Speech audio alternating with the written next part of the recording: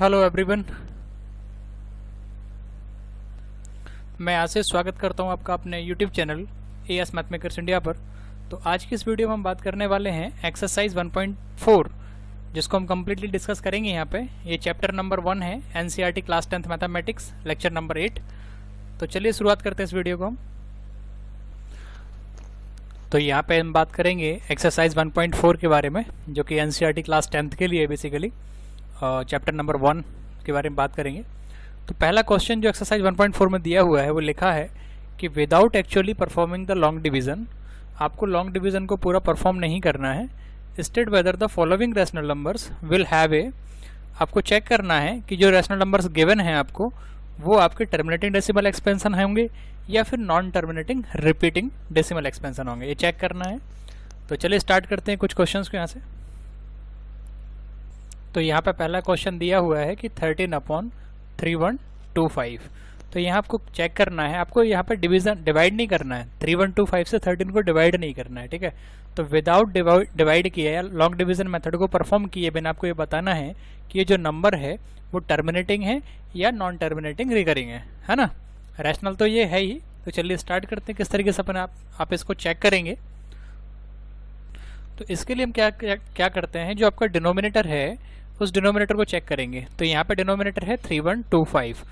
तो यहाँ पे हम कह सकते हैं, तो यहाँ पे जो हम 3125 के फैक्टर करेंगे, तो फैक्टर करने पे जो इसमें मल्टीपल आएंगे इसके फैक्टर के, मान लीजिए इसके फैक्टर करेंगे तो जो भी इसके फैक्टर आएंगे, तो उसमें अगर केवल 2 और 5 के मल्टीपल हैं, केवल 2 5 के मल्टीपल हैं, तो अपन कहेंगे ये जो नंबर है वो आपका टर्मिनेटिंग डेसिमल देगा, ठीक है।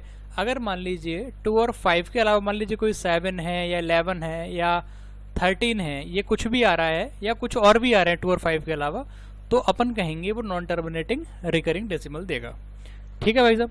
चलिए स्टार्ट करते हैं इसको।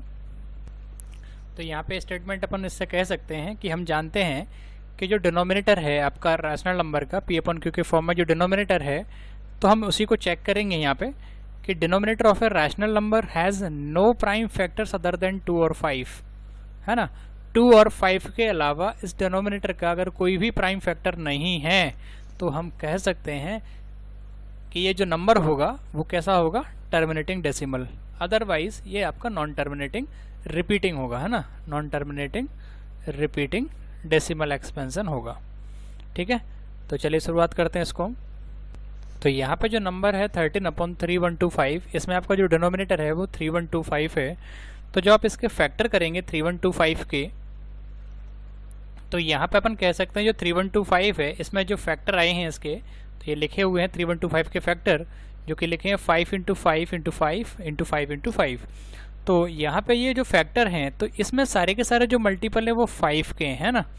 तो हम कह सकते हैं कि यहाँ पे केवल 5 का मल्टीपल है ना। तो अपन जो आपका ये पूरा रैशनल नंबर होगा 13/3125, ये जो होगा वो आपका कौन सा डेसिमल एक्सपेंशन देगा, टर्मिनेटिंग डेसिमल। तो यहाँ पे ये देगा टर्मिनेटिंग डेसिमल एक्सपेंशन, ठीक है भाई साहब। तो यहाँ क्या करना है, अगर आपको सिर्फ केवल डिनोमिनेटर चेक करना है और डिनोमिनेटर में फैक्टर जो केवल 2 और 5 के फैक्टर हैं, तो अपन कह सकते हैं वो नंबर आपका टर्मिनेटिंग डेसिमल होगा, अदरवाइज वो नॉन टर्मिनेटिंग होगा। तो चलिए कुछ और एग्जांपल्स इसको हम क्लियर करेंगे। यहाँ पे अगला क्वेश्चन लिखा है 17/8। तो यहाँ जो डिनोमिनेटर है वो कितना है, 8। तो हम 8 के जब फैक्टर करेंगे तो आपको मिलेगा 2 × 2 × 2। तो यहाँ जो फैक्टर है केवल 2 है, दिस इज ओनली 2। तो अपन कह सकते हैं अगर 5 और 2 में से कोई भी हो यहाँ पे, उसके अलावा कोई भी फैक्टर ना हो, तो अपन कह सकते हैं कि ये जो P/Q है, ये जो रैशनल नंबर है, इसका जो डेसिमल एक्सपेंशन होगा वो होगा आपका टर्मिनेटिंग डेसिमल एक्सपेंशन, ठीक है। तो ये नंबर जो है 17/8, ये भी आपका टर्मिनेटिंग डेसिमल एक्सपेंशन होगा। तो चलिए अगले क्वेश्चन की तरफ यहाँ से हम मूव करेंगे। तो चलिए यहाँ पे अगला क्वेश्चन लिखा हुआ है 64/455। तो यहाँ पे जो डिनोमिनेटर है 455, जब हम इसके फैक्टर करेंगे तो वो फैक्टर हमें मिलेंगे 5 × 7 × 13, जैसा कि यहाँ पे किया गया, आप देख सकते हैं इसको। तो यहाँ आपका 5 तो अवेलेबल है, लेकिन 5 के अलावा भी यहाँ पे 7 और 13 अवेलेबल हैं। तो हम कह सकते हैं कि जो आपका रैशनल नंबर है 64/455, ये आपका नॉन टर्मिनेटिंग डेसिमल एक्सपेंशन होगा, और नॉन टर्मिनेटिंग के साथ साथ ये रिपीटिंग भी होगा, ठीक है। तो इसको अपन कह सकते हैं ये जो डेसिमल एक्सपेंशन है वो नॉन टर्मिनेटिंग रिपीटिंग एक्सपेंशन है। ठीक है, तो चलिए नेक्स्ट क्वेश्चन की तरफ यहाँ से हम मूव करते हैं। तो यहाँ पे अगला क्वेश्चन लिखा हुआ है 15/1600। तो यहाँ पे हम क्या करेंगे, जो डिनोमिनेटर है यहाँ पे 1600, इसके यहाँ पे हम फैक्टर करेंगे। तो आप देख पा रहे हैं सारे फैक्टर लिखे हुए हैं इसके। तो जो सारे फैक्टर लिखे हुए हैं वो 2 और केवल 5 है। तो यहाँ पे जो 1600 के फैक्टर हैं वो आइदर 2 हैं और 5 है, या तो 2 हैं या 5 है। तो अपन कह सकते हैं कि जो 15/1600 है इसका जो डेसिमल एक्सपेंशन होगा वो आपका टर्मिनेटिंग डेसिमल एक्सपेंशन होगा। इसको अपन बोलेंगे टर्मिनेटिंग डेसिमल। तो 15/1600 जो होगा वो आपको टर्मिनेटिंग डेसिमल देगा। ठीक है, तो चलिए नेक्स्ट क्वेश्चन की तरफ यहाँ से मूव करेंगे। तो अब यहाँ पे लिखा हुआ है डिनोमिनेटर में 343 है ना। तो जब आप इसके फैक्टर करेंगे तो आपका फैक्टर आएंगे 7 × 7 × 7, जो कि यहाँ पे लिखे हुए हैं। तो आप देख पा रहे हैं इसमें कोई भी फैक्टर, कोई भी प्राइम फैक्टर 2 और 5 अवेलेबल नहीं है ना। यहाँ पे कोई भी प्राइम फैक्टर जो इसका है 343 का, उसमें कोई भी ऐसा प्राइम फैक्टर नहीं है जो 2 और 5 हो। तो हम कह सकते हैं इसका जो डेसिमल एक्सपेंशन होगा वो नॉन टर्मिनेटिंग होगा। तो यहाँ पे इसको कह सकते हैं इसका जो डेसिमल एक्सपेंशन है वो कैसा है, नॉन टर्मिनेटिंग। ठीक है, चलिए नेक्स्ट क्वेश्चन तरफ यहाँ से मूव करेंगे। अगला क्वेश्चन लिखा हुआ है 23/2⁵ 5⁵2।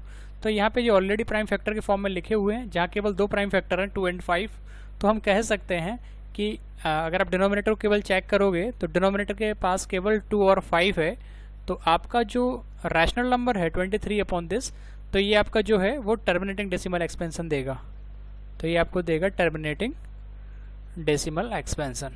ठीक है, तो ये बहुत ही आसान है इसको क्लियर करना। तो चलिए हम नेक्स्ट क्वेश्चन तरह वहाँ से मूव करेंगे। से अगला क्वेश्चन लिखा हुआ है 129/2⁵2 5⁵7 एंड 7⁵5। तो आप देख सकते हैं यहाँ जो डिनोमिनेटर है इसके जो प्राइम फैक्टर्स हैं वो 2 भी है, 5 भी है और 7 भी है। तो यहाँ अदर देन 2 और 5 भी अवेलेबल है। तो हम कह सकते हैं कि इसका जो डेसिमल एक्सपेंशन होगा वो नॉन टर्मिनेटिंग होना चाहिए। ठीक है, तो ये डेसिमल एक्सपेंशन जो होगा वो होगा नॉन टर्मिनेटिंग डेसिमल एक्सपेंशन। ठीक है, तो यहाँ पे क्या है 2 और 5 के अलावा भी 7 प्रेजेंट है, इसलिए अपन कह रहे हैं इसका जो डेसिमल एक्सपेंशन होगा वो नॉन टर्मिनेटिंग होगा। तो उम्मीद करते हैं आपको क्वेश्चन समझ में आया होगा। चलिए हम नेक्स्ट क्वेश्चन की तरफ यहाँ से मूव करेंगे। तो यहाँ पे अगला क्वेश्चन है 6/15। तो यहाँ पे हम चेक करेंगे डिनोमिनेटर क्या है 15। तो 15 की जो हम फैक्टर करेंगे तो वो आएगा 3 और 5। तो यहाँ पे 5 तो अवेलेबल है बट 3 अदर देन 2 और 5 है ना। तो यहाँ पे जो 3 अवेलेबल है वो अदर देन 2 और 5 है। तो हम कह सकते हैं कि जो 6/15 है, जो रैशनल नंबर यहाँ पे दिया हुआ है, वो आपका टर्मिनेटिंग डेसिमल नहीं होगा। तो उसको अपन लिख सकते हैं नॉन टर्मिनेटिंग, है ना, क्योंकि यहाँ 2 और 5 के अलावा भी 3 अवेलेबल है। इसलिए अपन कह सकते हैं आपका जो डेसिमल एक्सपेंशन होगा 6/15 का वो आपका होगा नॉन टर्मिनेटिंग डेसिमल एक्सपेंशन। तो चलिए नेक्स्ट क्वेश्चन की तरफ यहाँ से हम मूव करेंगे। तो अगला क्वेश्चन लिखा हुआ है 35/50। तो यहाँ पे हम डिनोमिनेटर 50 को चेक किए, तो इसका जब आप फैक्टर करोगे 50 का तो यहाँ पे आएगा 255। तो 50 के जो फैक्टर लिखे हुए हैं वो लिखा हुआ है 2 × 5 × 5। तो आप देख सकते हैं यहाँ पे केवल 2 ही फैक्टर हैं, 2 और 5। तो आपका जो डेसिमल एक्सपेंशन है वो होगा terminating decimal expansion, terminating decimal expansion. ठीक है, तो अगर 2 और 5 केवल अवेलेबल है तो अपन कह सकते हैं वो टर्मिनेटिंग डेसिमल होगा। केवल 2 है तो भी टर्मिनेटिंग होगा, केवल 5 है तो भी टर्मिनेटिंग होगा। बट 2 और 5 के अलावा कोई अगर यहाँ पे अवेलेबल है, इसका फैक्टर में अवेलेबल है, तो अपन कहेंगे वो नॉन टर्मिनेटिंग होगा। ठीक है, तो चलिए यहाँ पे नेक्स्ट क्वेश्चन की तरफ मूव करते हैं। अगला क्वेश्चन है 77/210। तो यहाँ पे डिनोमिनेटर जो है वो है 210। तो जैसे ही हमने 210 के यहाँ पे फैक्टर करे तो वो अवेलेबल है 2, 3, 5 एंड 7, जो कि यहाँ पे लिखा हुआ है। तो यहाँ पे 2 और 5 तो अवेलेबल है but other than 3 and 7 also available. तो यहाँ 2 और 5 के अलावा भी 3 एंड 7 अवेलेबल हैं। तो अपन कह सकते हैं कि जो 77/210 है या जो रैशनल नंबर है, इसका जो डेसिमल एक्सपेंशन होगा वो नॉन टर्मिनेटिंग होगा। ठीक है, टर्मिनेटिंग नहीं होगा। तो इसको अपन लिखेंगे नॉन टर्मिनेटिंग डेसिमल एक्सपेंशन। ठीक है, तो उम्मीद करते हैं आपको ये समझ में आया होगा कि जो आपका रैशनल नंबर है वो किस तरीके से टर्मिनेटिंग होगा और किस तरीके से नॉन टर्मिनेटिंग नहीं होगा। तो उम्मीद करते हैं आपको ये समझ में आया होगा। चलिए यहाँ से हम नेक्स्ट क्वेश्चन की तरफ मूव करेंगे।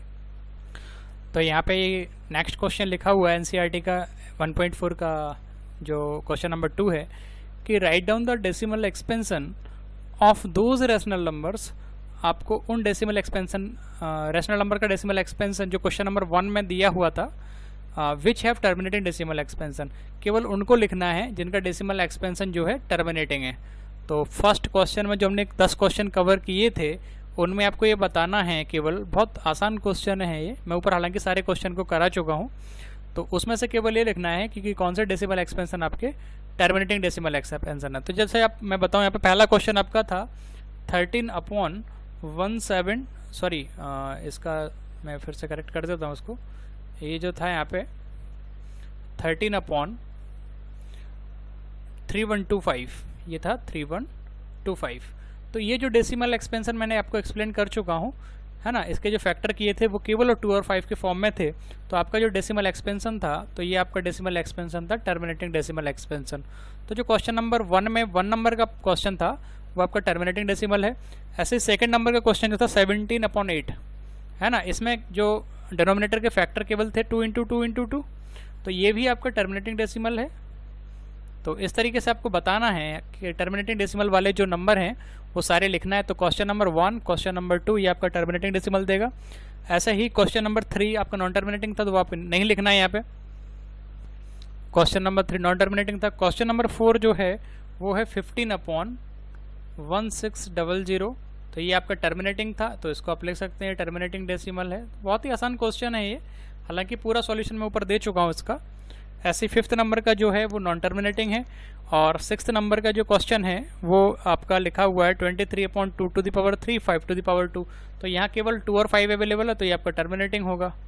तो आपको बताना है केवल कि टर्मिनेटिंग डेसिमल एक्सपेंशन जो है केवल उनको लिस्ट बना के यहाँ पे लिखना है। तो उम्मीद करते हैं आपके क्वेश्चन समझ में आया होगा। ऐसा ही आपका क्वेश्चन नंबर जो है 8th भी आपका रैशनल नंबर है और क्वेश्चन नंबर 9th भी रैशनल है, ठीक है। सॉरी टर्मिनेटिंग है ना, रैशनल तो सारे ही हैं, टर्मिनेटिंग है ये, सॉरी इसको आप लिख लेना, ये आपके जो हैं वो टर्मिनेटिंग डेसिमल एक्सपेंशन है, ठीक है।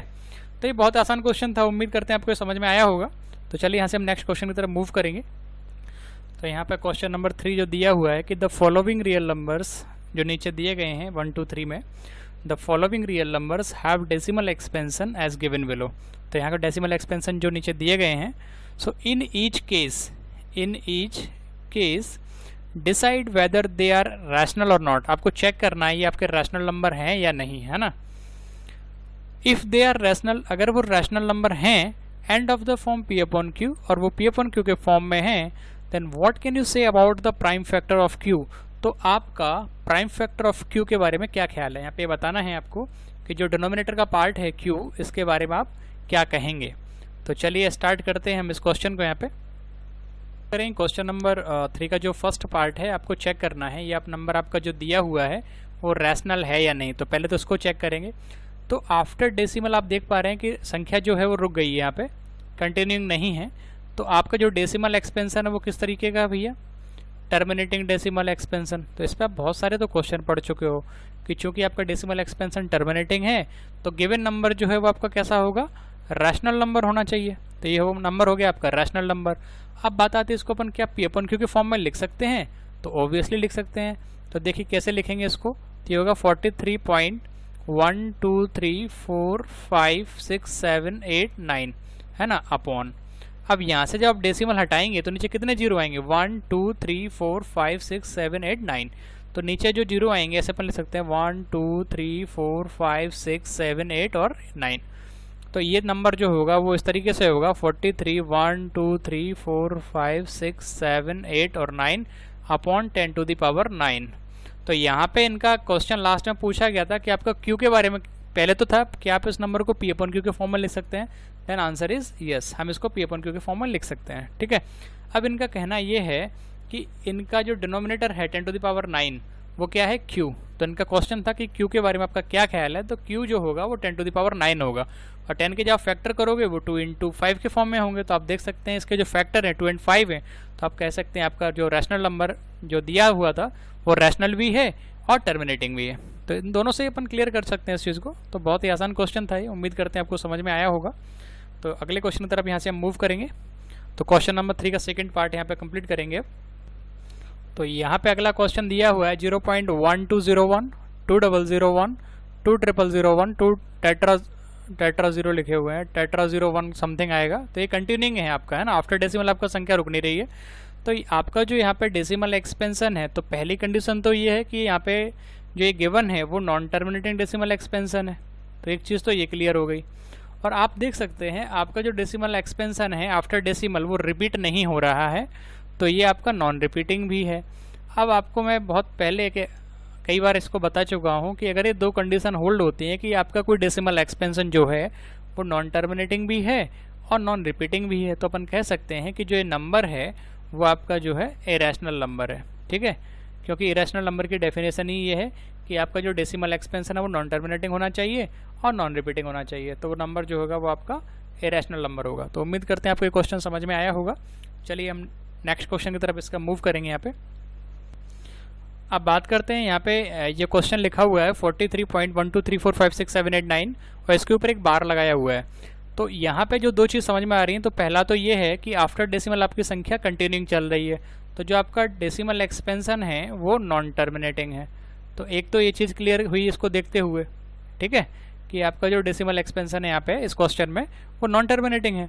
और दूसरा ये बता ही रहे हैं कि इनके ऊपर जो बार लगा हुआ है इसका मतलब संख्या जो गिवन है 1 2 3 4 5 6 7 8 9 ये रिपीट हो रहा है बार बार, मतलब ये पूरा का पूरा ब्लॉक बार बार रिपीट कर रहा है। तो आपका जो है ये रिपीटिंग भी है। तो नॉन टर्मिनेटिंग और रिपीटिंग डेसिमल एक्सपेंशन अगर है तो ये आपका रैशनल नंबर होगा, है ना। तो एक चीज़ तो क्लियर हुई कि आपका जो ये नंबर है वो रैशनल नंबर है। क्या अपन इसको पी अपन क्यू के फॉर्म में लिख सकते हैं? तो भैया इसको हम डेफिनेटली लिख सकते हैं 43.1234567 और 9। तो इस पर जो बार लगा है, जब आप इसको सॉल्व करोगे तो इसको आप आराम से पी अपन क्यू के फॉर्म में लिख सकते हैं। और इसका जो डिनोमिनेटर है क्यू वो आप लिख सकते हैं, इसको जो डिनोमिनेटर होगा वो समथिंग होगा यहाँ पे 1 2 3 4 5 6 7 8 9। तो ये टोटल ट्रिपल मतलब जो 9 नीचे आएंगे वो कितने होंगे? टोटल 9 होंगे, 9 टाइम्स 9 आएंगे, 1 2 3 4 5 6 7 8 और 9, इतने टाइम्स 9 यहाँ पे डिनोमिनेटर में आएंगे। तो उम्मीद करते हैं आपको ये क्वेश्चन समझ में आया होगा। बहुत ही आसान क्वेश्चंस थे सारे। तो चलिए हम इसको बाइंड अप करते हैं। तो अगर आपको ये वीडियो पसंद आया हो तो लाइक करें, शेयर करें एंड सब्सक्राइब करें। Thank you.